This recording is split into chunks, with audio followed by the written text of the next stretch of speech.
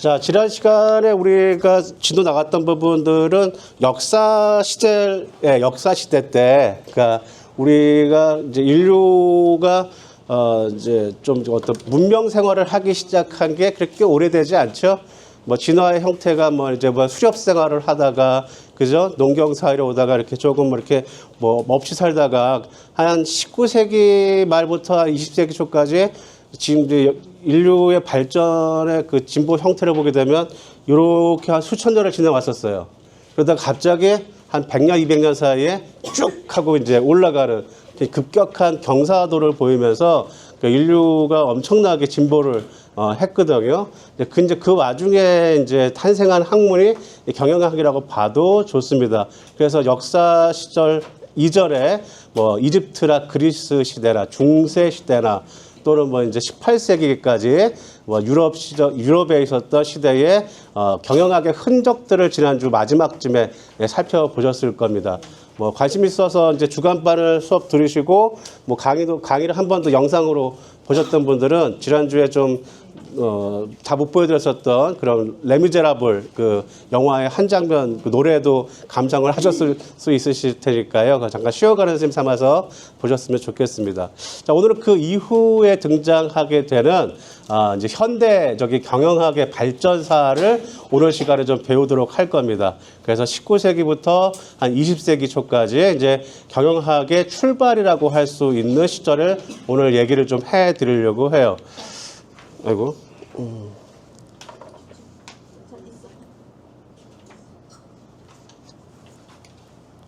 자, 그래서 경영학의 역사 배경을 통해서 오늘 가장 중요한 내용은 이 테일러라는 사람에 대해서 배워볼 겁니다. 어느 학문이나 아버지들은 다 있어요. 음악의 아버지가 누구죠? 바흐. 엄마는? 어머니? 핸델. 뭐 이렇게 또 있잖아요. 또 의학의 아버지는 뭐 히포크라테스, 그죠? 또 뭐 철학의 아버지는 뭐 아리스토텔레스, 뭐 그런 사람들이 있잖아요. 그렇듯이 이 테일러라고 하는 사람은 우리가 배우는 현대 경영학의 아버지쯤 되는 사람이라 보시면 됩니다. 그래서 오늘의 수업이 길지는 않지만 주인공이 프레드릭 테일러라는 사람에 대해서 주로 얘기를 해드리게 될 거예요. 자, 그리고 엄마에 해당하는 사람이 이제 페이올, 앙리 페이올이라는 사람이 있습니다. 그래서 앙리 페이올이라는 사람에 대해서 배워볼 거예요. 그 뒤에는 이제 인간 관계론, 여러분들과 아마 밀접한 전공과 관련이 있는 인간관계론 얘기로 좀 진화를 해서 나가 보도록 하겠습니다. 중간고사 이전까지는 아마 여기까지 인간관계론까지 얘기가 될 거예요. 자, 그러면 이제 우리 지난 시간에 살펴봤던 거 조금 얘기를 해보게 되면, 뭐 이집트에서의 뭐 노예가 그 건설했던 피라미드가 아니었고, 임금 노동자에 의해서 건설되었다는 걸로 인해서 뭐 관리하는 관부도 있을 테고, 뭐 어떤 사람은 돌을 나누고, 어떤 사람은 돌을 쪼고, 뭐 이런 등등의 분업 형태를 가졌을 거라는 어떤 대략의 추측들을 우리는 했었고, 중세 시대 같은 경우에는 뭐 장원 시스템이라고 해서 노비는 아니지만 영주와의 어떤 계약 관계에 의해서 농사를 지어주고 그리고 그 농산물을 바치면서 일정 부분을 떼어먹는 우리나라의 소작농가 같은 형태의 구조가 이루어졌었다라는 얘기를 해드리면서 16세기 정도 되게 되면 이제 걔네들이 전부 다 유럽에 있는 영주들이나 기사들 애들이 십자군 전쟁에 다 끌려나가죠. 끌려나가면서 거기 비어있는 공간인 권력을 교회, 예전에 캐톨릭, 우리나라에 있는 기독교가 두 가지죠. 개신교와 캐톨릭이 있죠. 그 중에서 캐톨릭, 옛날 기독교에 있었던 교회의 그런 그 신부들이 타락을 하죠. 권력을 잡으면서 영주도 없고 그러니까 뭐 권력도 쥐고 있고 경제력도 쥐고 있으니까 타락을 하면서 굉장히 거기 노예 관계처럼 이렇게 되어버려서 이 사람들이 농사를 안 짓고 다 탈출하거나 다른 데 도망을 막 가는 도시로 몰리는 거죠. 그러면서 이제 도시에서의 어떤 그 노동자들이 넘쳐나게 되고 이런 아주 저렴한 임금을 제공하는 노동자들을 이용을 해서 착취하는 그런 대규모의 간의 수공업 형태의 공장들이 늘어나게 됐었다라는 얘기가 지난주까지의 얘기였었어요. 복습이 되셨나요? 네. 자, 근데 그 당시까지만 하더라도 규모만 커졌다 뿐이지 이걸 경영자들은 그냥 주먹구구식으로 운영을 했던 게 마찬가지예요. 얘 배웠다고 해봤자 뭐 회계학이나 뭐 이렇게 뭐 이런 것들만 배웠겠지 뭐 장사꾼에 속하는 거지 경영자라고 부르기가 좀 쉽지가 않았던 그 부도 가지고 있고 경영도 하고 우리 예전에 배웠었죠. 그래서 소유 경영자 역할을 했었던 것 뿐이에요. 그래서 그때그때 그 사람에 따라서 경영 방법도 다르고 어떤 사람은 굉장히 노동자에게 잘해주는 반면에 어떤 사람은 굉장히 착취하는 다 다르다는 얘기죠. 임금도 다 달라요. 어떤 사람은 뭐 기업에서 일하면 한 달에 월급 100만 원밖에 안 주는데 어떤 사람은 막 200만 원씩 뭐 주휴수당까지 주고 뭐 이렇게 하기도 한다는 거죠. 대중이 없었던 거예요. 이렇게 20세기 이제 초까지 있었었던 그러니까 주먹구구식의 경영을 우리 뭐라고 부르냐면 여기 배회 경영 또는 표류 경영이라고 얘기를 합니다. 영어로 얘기하면 드래프트 매니지먼트라고 그러는데 드래프트 둥둥둥둥 떠다닌다라는 의미로서의 표류 경영이라는 얘기를 했었고요. 이 당시까지만 해도 어떤 체계적이고 유기적인 형태로 명령과 지휘를 받는 어떤 그 매뉴얼화 되어져 있는 규칙을 가지고 절차와 질서를 가지고 운영되던 집단 조직은 유일하게 국가에 있는 군대 조직이 유일했습니다. 정부 조직이라. 그래서 그 외에 나머지 기업들은 그냥 뭐 합리적인 운영하고는 관계가 굉장히 멀었어요. 야, 군대들도 중국 군대들은 옛날에는 막 이렇게 막 관광설리하고 막 당나라 군대처럼 했다고 얘기를 하지만 지금은 좀 그렇진 않죠. 여기는 지금 볏짚 이렇게 하면서 이렇게 모으면서 이제 뭡니까 이거 빗자루 만드는 건가요? 아, 조리, 복조리 만드는 거예요. 이런 식으로 일했었다는 거예요. 그냥 조금씩 모여갖고 간해수공업이죠. 간해수공업. 그리고 또 더군다나 경영자들도 여러분들 옛날 드라마 중에 상도라는 드라마 있었어요. 기억나세요? 이재룡하고 유호정 나왔었던 드라마인데 다 기억이 안 나시죠? 어렴풋하게 얘기 들으면 그 당시에 어떻게 해서 돈을 벌었죠? 인삼 교육권을 독점하든가 소금을 독점하든가 그러니까 규모가 작으니까 어떤 큰 돈을 많이 가지고 있는 그 부자들이 그냥 그 어떤 상품들을 그냥 매입하게 되면 그냥 부자가 돼버리는 굉장히 단순하고 여기 합리적이지 않은 형태로 경제가 운영이 됐었던 걸 볼 수 있어요. 그 드라마를 보게 되면. 근데 그 유럽이라고 해도 똑같을 거란 말이죠. 어떤 특정한 사람이 대규모의 자본으로 특정한 상품 같은 경우를 그냥 매입해버리게 되면 그게 가격이 올라가게 되고 그러면 거기에 따라서 돈을 벌고 뭐 이런 굉장히 엉성한 형태의 구조를 가지고 있었던 게 옛날 기업들입니다. 그래서 한 19세기쯤 되게 되면요. 이런 불합리하고 노동자를 착취하고 막 뽑아먹고 이러는 그런 사람들을 피해서 미국이라는 그 자유롭게 세워진 국가에 당황하지 마세요. 여러분들 좀 보여드리려고 사진을 좀 많이 첨부해서 가지고 온 겁니다. 네. 그래서 이게 유럽에 있는 사람들이 18세기부터 정확하게는 18세기 말부터 19세기로 해가지고 계속 더 이렇게 미국 쪽으로 이민을 가요.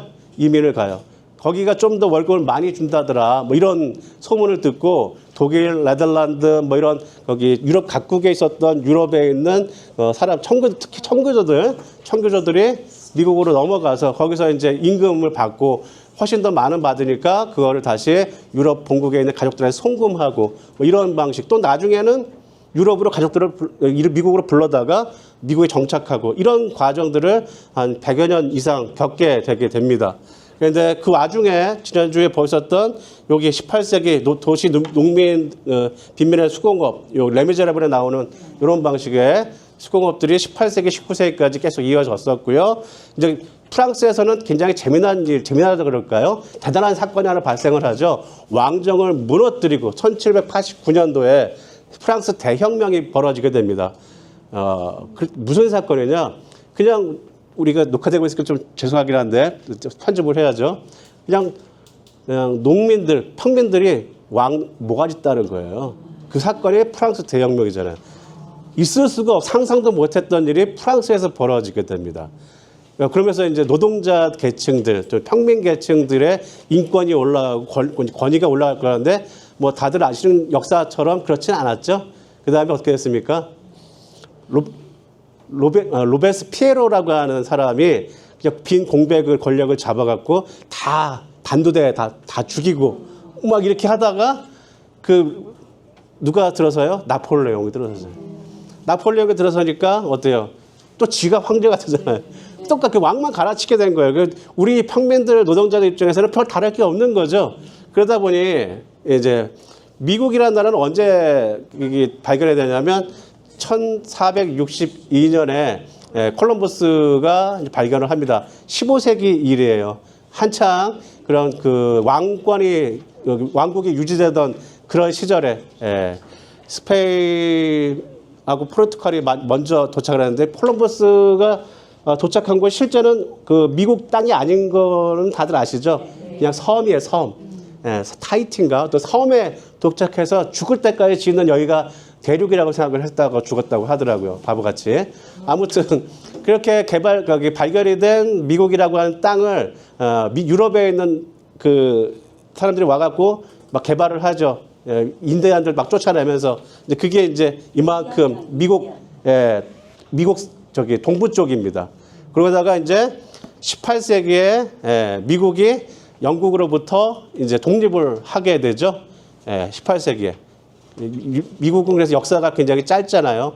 18세기 우리나라로 치게 되면은 영종족 때쯤 될 것 같은데 그때 이제 영국에서 너무 막 뜯기니까 식민지라고 생각해갖고 미국에다가 엄청나게 뜯어가고 막 하니까 전쟁을 벌여서 독립을 한 게 미국이잖아요. 그러니까 얘네는 왕도 없고 그냥 뭐 자유로운 국가가 된 거예요. 전 세계에서 유일하게. 그래갖고 이제 19세기 왕정 뭐 나폴레옹 전쟁 막 난리가 나니까 다 많이들 미국으로 이민들을 갑니다. 이게 이제 19세기 말까지 벌어진 일인데 그러면 미국은 굉장히 기회의 땅이라고 불렸던 이유 중에 하나가 개발해서 도장 찍으면 내 땅이 되는 거예요. 그것도 뭐 그냥 잠깐 뭐 몇백 평 정도 되는 게 아니고 한 1km, 2km 되는 그런 어마어마한 공간을 네가 거기를 개발하면 네 땅 해줄게. 이렇게 하던 시절이었기 때문에 한 해에만 한 12만 명이나 되는 사람이 독일에서 미국으로 건너갔다고도 합니다. 한 해에. 그러니까 어마어마하게 건너간 거예요. 자, 이런 얘기를 왜 드리냐면 미국이라는 나라가 땅도 넓지만 이제 개발이 되다 보니까 사람들이 많이 마구마구 몰리겠죠. 타이타닉호 뭐 이렇게 얘기도 나오고 그러던 데가 노동자들 막 자꾸 이제 배 타고서 대서양 건너 미국 가야 되니까 일어난 사건들이 일기도 하고 똑같은 일이 또 벌어져요. 그 신부들이 타락해서 이렇게 농노들 잡아먹던 것처럼 미국으로 온 노동자들도 넘쳐나는 그런 노동력 때문에 임금이 제대로 채워지지 않았습니다. 일하지 못하는 사람이 없을 정도로 일자리는 많았지만 제대로 그런 임금을 주어지지 못하게 됐죠. 넘쳐나니까 노동력이. 그래서 산업혁명 이후에 19세기 말쯤 되게 되면 미국은 공장, 대규모의 공장, 또 대기업, 철도, 특히 철도 놓으면서 이제 계속 서쪽으로 개발을 해나갔던 거예요. 그래서 산업화가 급격하게 이루어지던 시절에도 대부분의 노동자들의 교육 수준이 되게 낮았어요. 그리고 교육 수준이 낮으면 막노동밖에는 잘 할 게 없겠죠. 그래서 몸쓰는 일로 이 돈을 벌었고 경영자들도 상식과 그냥 경험에 의존해서 그냥 운영을 했던 그런 방식을 고수하고 있었습니다. 그래서 유럽 등지에서 계속 이민자들이 몰려와서 대기업들에서는 임금을 깎으면서 지난달에는 100만 원 올렸는데 이번 달에는 일할 사람 많으니까 80만 원 정도 받으면서 일할래? 뭐 이렇게 아니면 말고 하면서 그런 식으로 이제 자신들의 이익을 늘려갔다라는 거죠. 요즘에도 그런 일도 벌어지고 있죠. 어디서요? 21세기 요즘에도 대구에서. 혹시 대구를 기반으로 하고 계신 분 계세요? 고향이나? 대구에서 요즘에 그 뉴스 나오는 게 최저임금을 안 지킵니다. 뉴스 나오고 있는 게 최저임금을 안 지켜요. 편의점이나 뭐 하여튼 알바 같은 거 하는 경우에 공고를 보게 되면 8,000원. 요즘에 9천 몇백 원, 거의 10,000원 돈인데 8,000원. 그리고 주유세는 안 주고 계약서에 딱 기재가 되어 있어요. 근데도 이거를 사람들이 없어서 못하니까 그 지역 동네에서 다 그렇게 담합을 이루고 있다라고 하는 거죠. 그게 뉴스에도 나오기도 했습니다.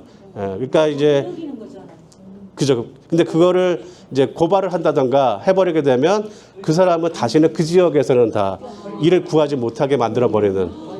예. 이게 그냥 넋놓고 있는 거예요. 이걸 왜 사법당국에서 때려잡지 못하는지 모르겠는데 아무튼 그래요. 자, 그런 것이 이제 그 당시에 이제 미국에서 벌어졌던 겁니다.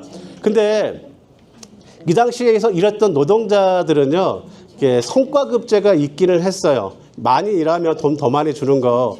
그런데 많이 일하더라도 성과급이 그렇게 높지 않으면, 예, 10,000원, 만약에 이제 시간당 임금이 10,000원인데, 시간을 좀 초과해서 더 일하게 되면 11,000원이나 12,000원 준다고 하더라도 뭐 그렇게 썩 높은 임금이 아니라면, 생각해보세요. 아까 대구 얘기 해드렸던 것처럼 원래 8,000원인데, 아니 원래 8,000원 준다고 했는데 너 열심히 일하면 9,000원 줄게. 그러면 더 일하면 뭐 10,000원 줄게. 원래 당연히 10,000원 받아야 되는 건데 열심히 일하지 않겠죠. 이 당시에 노동자들도 마찬가지였어요. 그러니까 열심히 일을 안 합니다. 그냥 시간만 채우고 감독자가 지나가게 되면 그냥 일하는 척 막 하면서 그냥 눈에 보이는 것들만 하는 거죠. 그러니까 어떻게 되겠습니까? 생산성이 늘지를 않아요. 생산성이 늘지를 않습니다. 그래서 그 노동자들이 여기 지금 요 당시에는 아니에요. 한 1930년, 40년대 있었던 일인데 모던 타임즈라는 영화 아시죠? 네, 거기 찰리 채플린이 나왔던 영화입니다. 막 이렇게 그냥 컨베어 벨트는 1930년대 이후에 나와요. 네, 이거는 19세기 때 얘기는 아닙니다.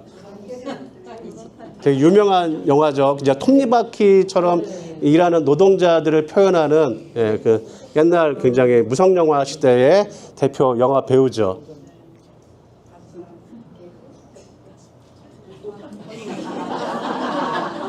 자, 코믹하게 보여주긴 했습니다만 참담한 그 시절을 대변했었던 영화이기도 해요. 자, 그래서 이때 등장한 오늘의 주인공 인물이 한 명 있습니다. 바로 경영학의 아버지 또는 미국 경영의 태조라고 불리우는 사람이 바로 프레드릭 테일러예요. 프레드릭 테일러는 1856년에 태어난 사람입니다. 어디서 태어났냐면 미국 펜실베니아주, 여기 미국 지도에 보시면 오른쪽 그 뉴욕 근처 있죠? 여기가 굉장히 요즘에 중요해요. 그 누구죠? 거기 미국 요즘에 대선 하고 있잖아요. 다음 달에 거기 누구 여자 트럼프하고 해리스, 예? 누구죠? 여자 누구? 둘 중 한 명이 지금 저기 될 텐데 공화당이냐 민주당이냐. 근데 여기 지역 바로 요 펜실베니아 지역이 쥐고 있어요. 키를. 여기가 누가 되느냐에 따라서 전체 미국이. 그러니까 우리나라처럼 뭐 투표율을 해갖고 전 국민을 해서 퍼센테이지를 따지는 게 아니라 여기는 주를 먹으면 전부 다 먹는 거예요. 그러다 보니까 이 펜실베니아 주 하나만 먹으면 나머지 주들을 다 이제 넘어서게 되는. 왜냐면 인구가 많으니까. 그런 식의 굉장히 중요한 지역이라고 합니다. 이 지역에서 태어났어요. 그러니까 당시에 19세기 말에 20세기 초에 가장 공업적으로, 왜냐하면 이민자들이 이쪽으로부터 시작했을 테니까 여기가 아주 그 당시에 가장 공업화된, 산업화된 도시입니다. 여기서 태어났는데 이 양반이 그 아버지가 일단 부자예요. 네, 부자이고 친척들도 그렇고 또 가족들도 그렇고 죄다 하버드 나왔어요. 그러니까 다 잘났는데 이제 이 친구는 눈이 안 좋아갖고, 예, 대학교 졸업한 뒤에도 어디 취업을 못했어요.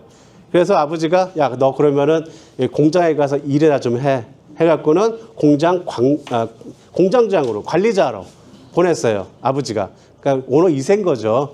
예, 별로 그렇게 좋아 보이진 않지만 그 당시에도 그렇게 있었답니다. 근데 그 당시에는 어떤 일이 벌어졌냐면 이게 지금 미국의 여기 빨간색으로 되어 있는 게 철도 노선이에요. 철도 노선인데 이렇게 시작을 했어요. 쭉 철도 놓고 기차역 세우고 마을 만들고 또 철도 놓고 또 철도 가서 또 그 기차역 세우고 또 마을, 이런 식으로 서부로 이렇게 발전해 갔던 게 미국 지역입니다.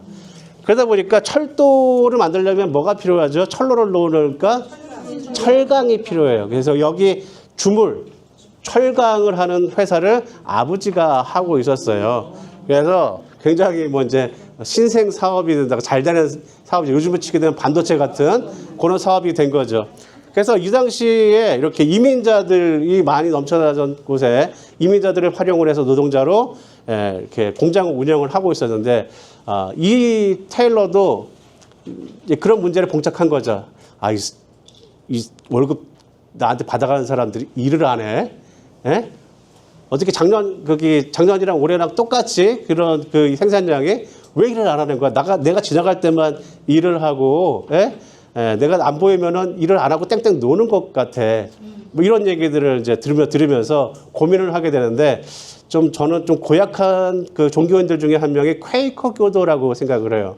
퀘이커 교도. 미국의 그런 우리나라로 치면 제칠한식의 그런 교회 있잖아요.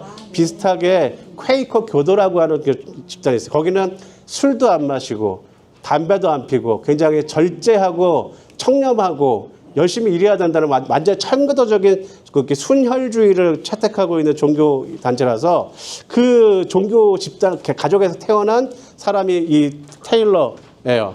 그래서 엄격한 노동 윤리, 니네들 노동자들이 내 돈 벌어주는 게 아니고 네 돈 벌려고 열심히 일해야 되는 거야. 이렇게 나는 열심히 일하는데 왜 너는 열심히 일 안 해? 이런 생각을 가지게 된 거죠. 노동자들 입장에서 다를 텐데 어쨌든 그래서 뭐를 했느냐? 공장에서 이제 초심자가 이제 철근 하나를 만들어낼 때 한 시간당 5개씩 정도를 생산한다고 해요. 처음 입사 신입사원이. 근데 숙련자는 좀 잘 만들겠죠. 그러니까 8개 생산을 한다고 해요. 1시간에.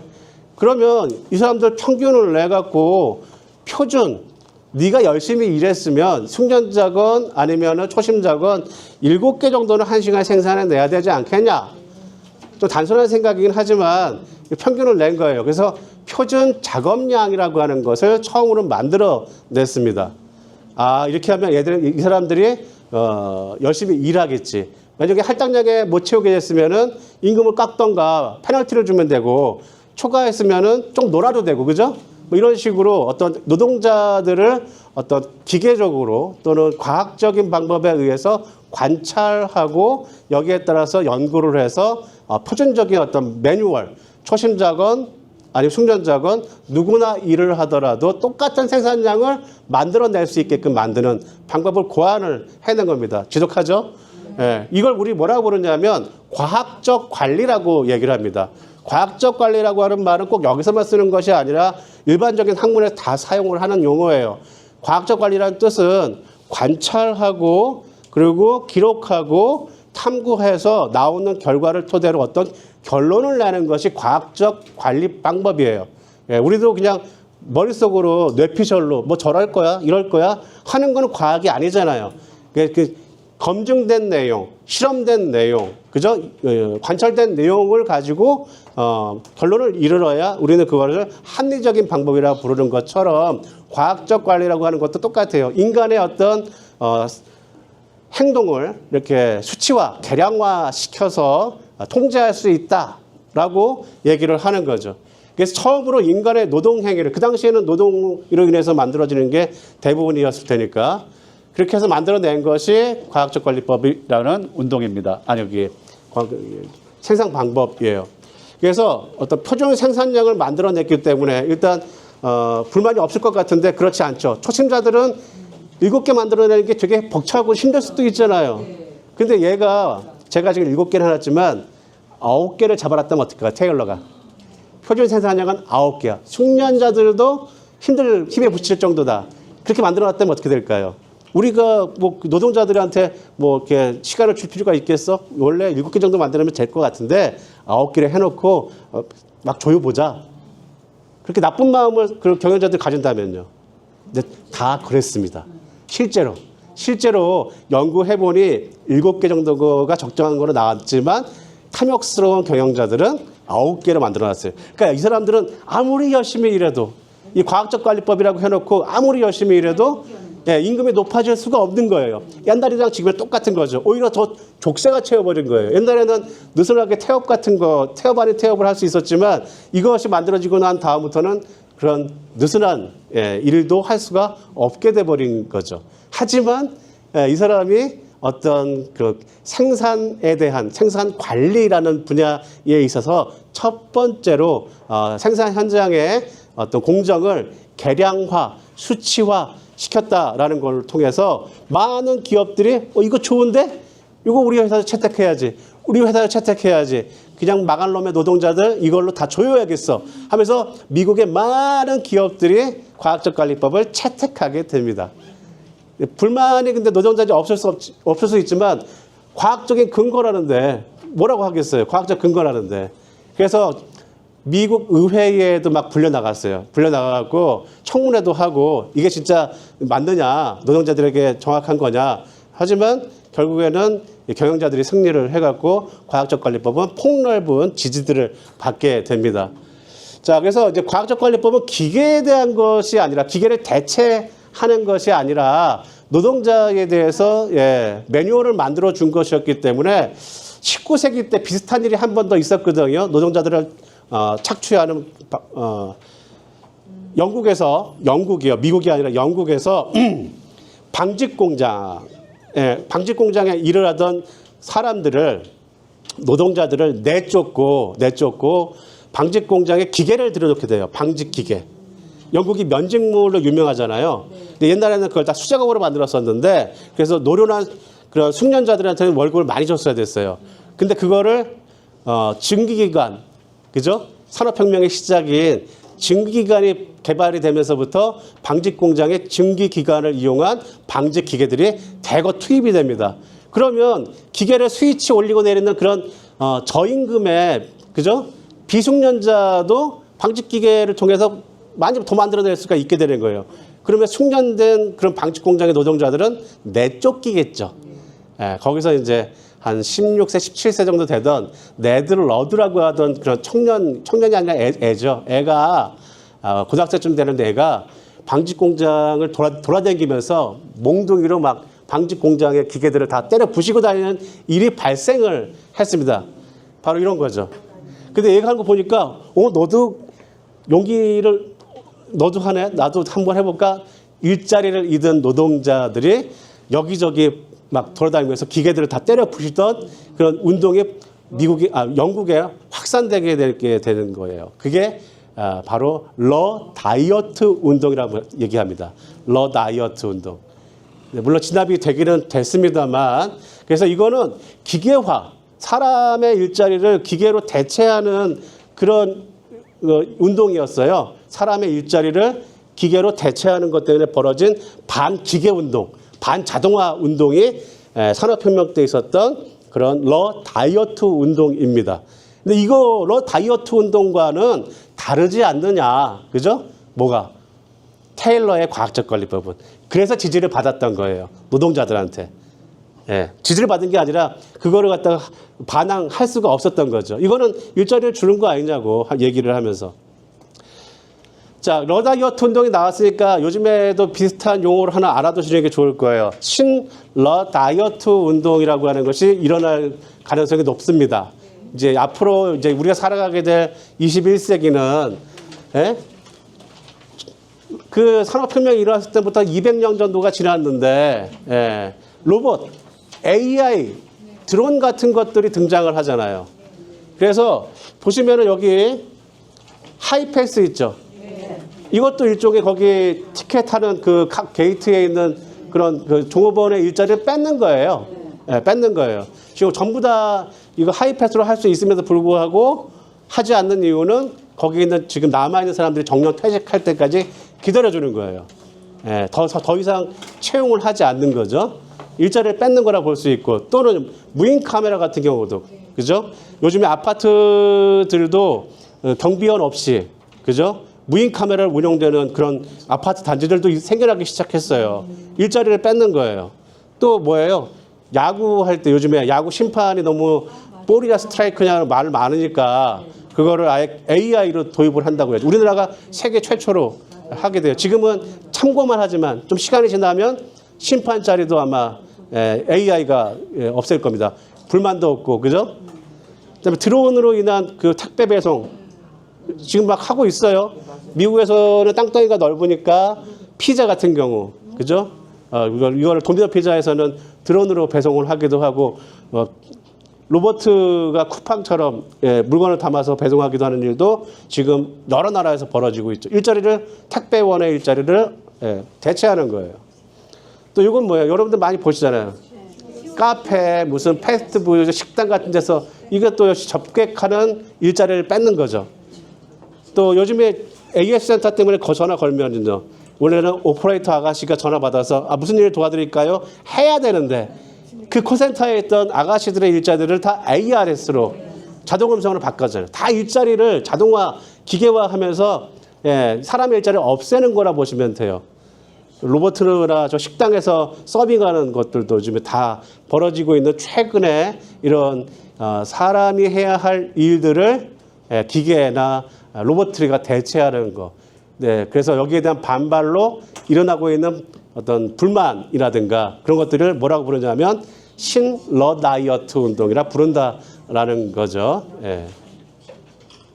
옛날 200년 전에 있었던 그 네드러드라는 사람이 일으켰었던 운동을 200년 이후에 21세기에 비슷한 형태로 일어나고 있다라는 겁니다.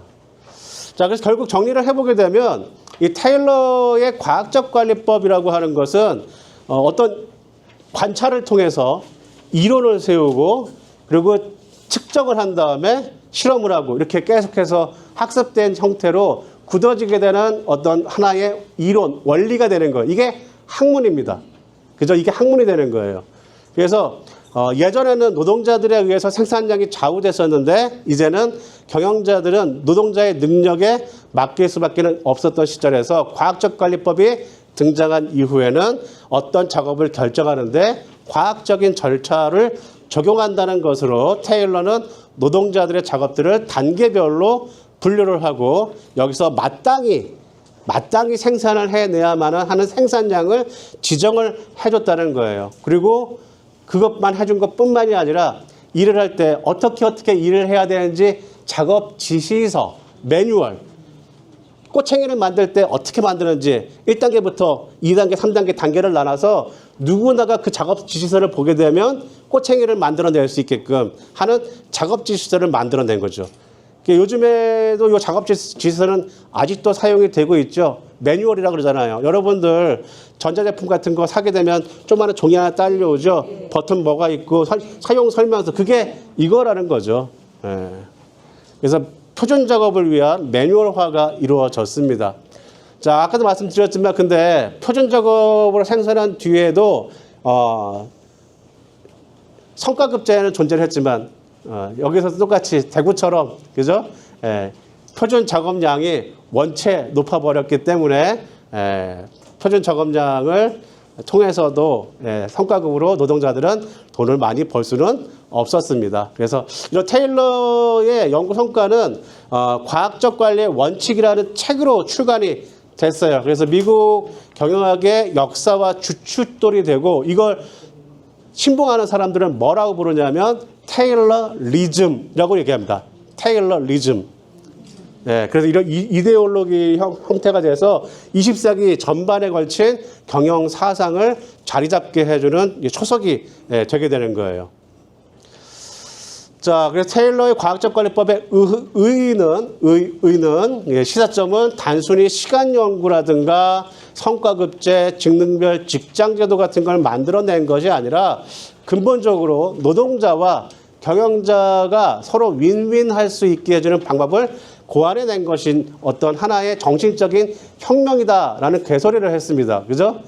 노동자가 좋기는 하지 않고 경영자 입장에서는 좋았을 것 같아요. 제가 보기엔. 미국 청문회에서 나와서 했던 얘기였고요. 하지만 이게 노동자를 좀 더 많이 착취하기 위한 방법을 고안해낸 것이긴 하지만 이게 좀 좋게 보는 학자들 입장에서는 또 어떻게 해석을 하냐면 테일러의 이런 과학적 관리법에 의한 공장 운영이 없었다면 어떻게 됐을 것이냐라는 얘기들을 하면서 자 노동자들이 어쨌든 소득을 얻어가니 그걸 저축해서 미국의 중산층으로 유입이 될 수가 있었고, 따라서 당시에 1920년대, 30년대에 광풍처럼 몰아붙였었던 전 세계의 사상이 있었죠. 마르크스, 사회주의.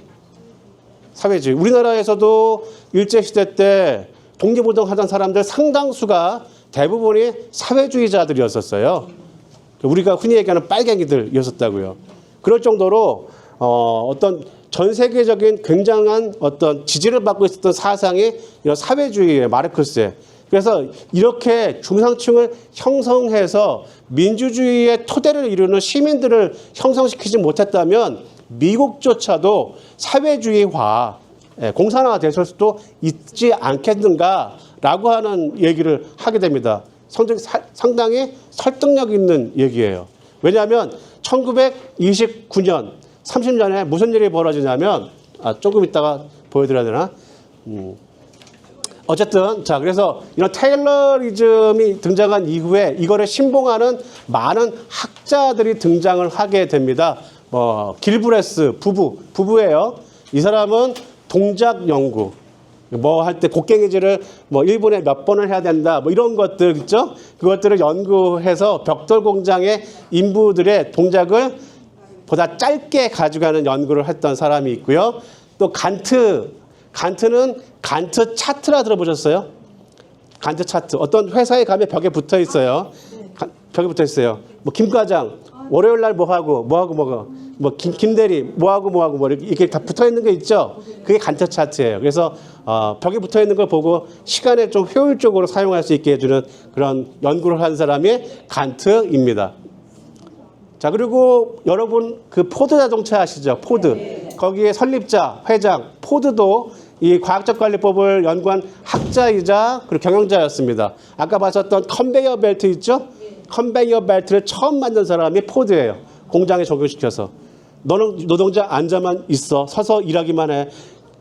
부품이 굴러가. 조립만 하라는 거죠. 완전히 그냥 그 사람을 이제 기계화시키는 그걸 만들어낸 사람이 포드 자동차예요. 하지만 비인간적인 이러한 그런 생산 방식에 의해서 대량의 자동차를 만들어낼 수가 있었던 겁니다. 자, 그 외에도 작업자의 피로도를 최소화할 수 있는 작업 방식, 또 작업자가 최단 거리로 이동을 해야 되는 동선 연구 같은 것들을 해서 이거 좀 너무 비인간적인데라는 비판들을 좀 많이 받아요. 비인간적이다. 사람을 너무 기계처럼 취급하면서 한 거 아니냐라는 얘기를 하지만 어쨌든 생산성이나 작업 능률을 끌어올리는 데는 굉장히 좋은 방법이었었다라는 거죠. 자, 그 다음에가 바로 이제 엄마에 해당하는 경영학의 엄마에 해당하는 페이올이라는 사람입니다. 페이올. 시간이 5분밖에 안 남아서 좀 빨리 진행을 할게요. 자, 이 페이올이라는 사람은 프랑스 사람입니다.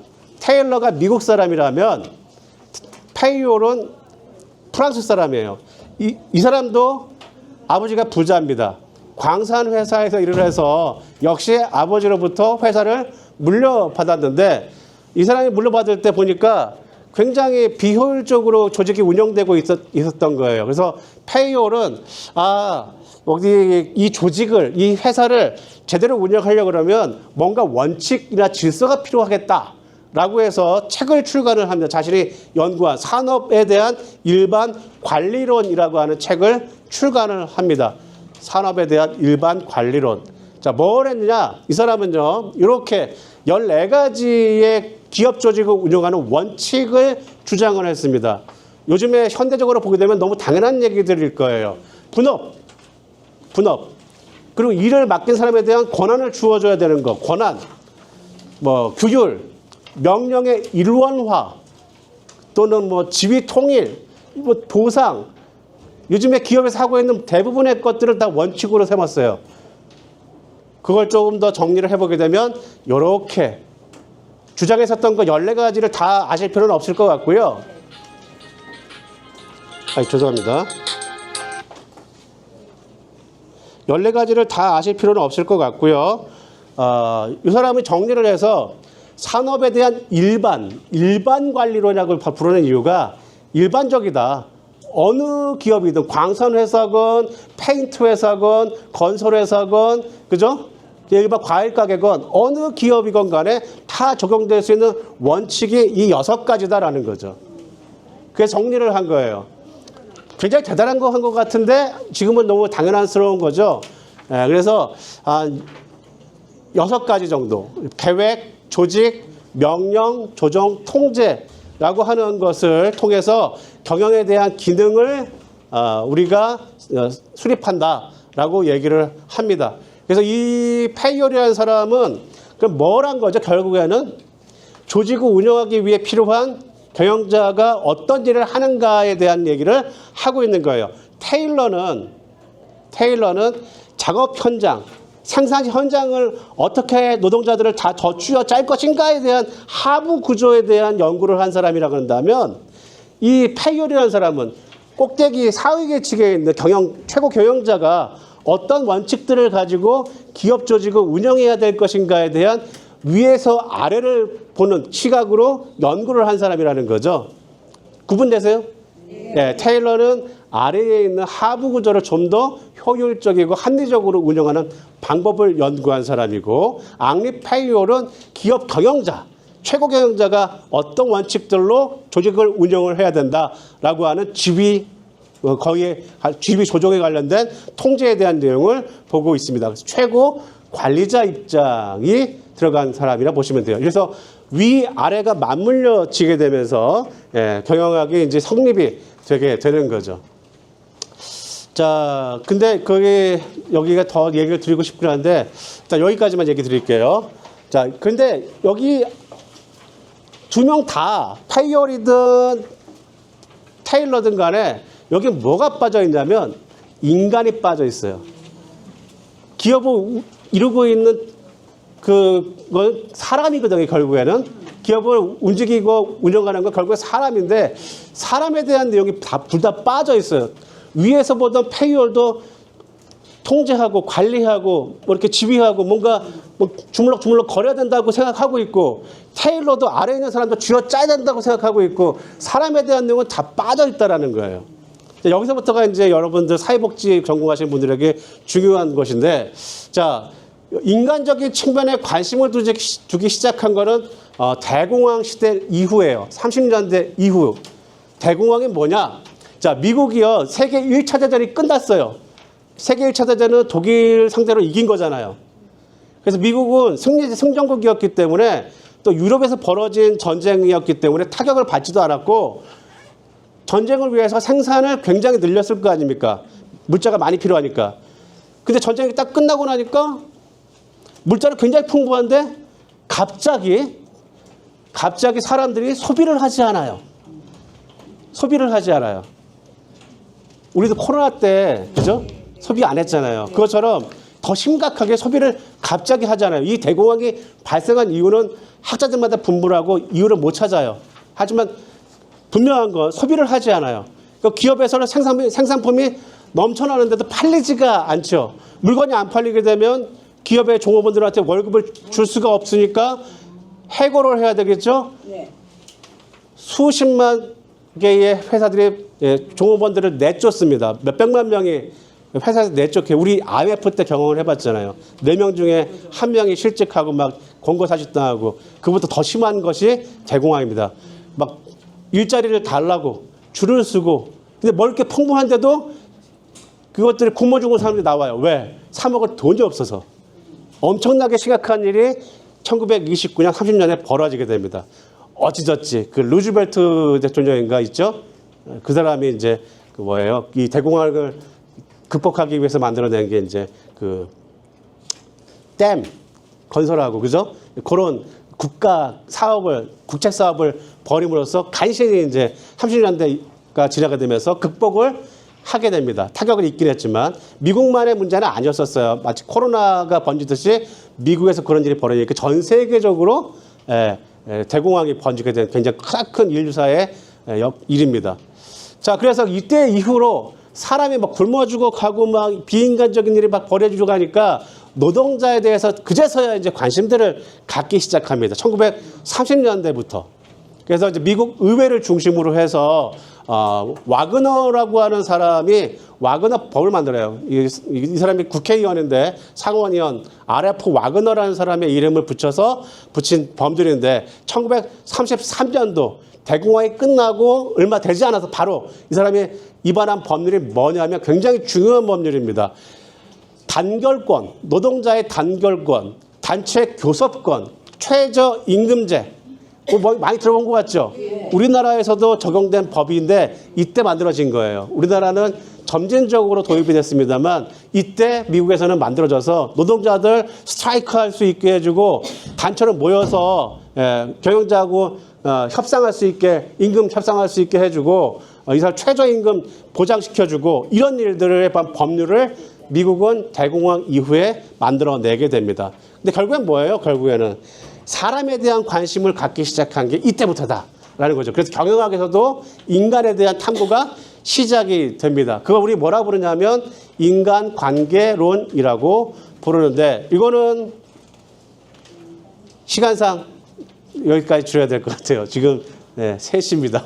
여기까지 하고 시험 범위도 여기 전까지 와그너법까지 또 시험 문제 유출했네요. 와그너법까지만 시험 문제로 출제를 하도록 하겠습니다.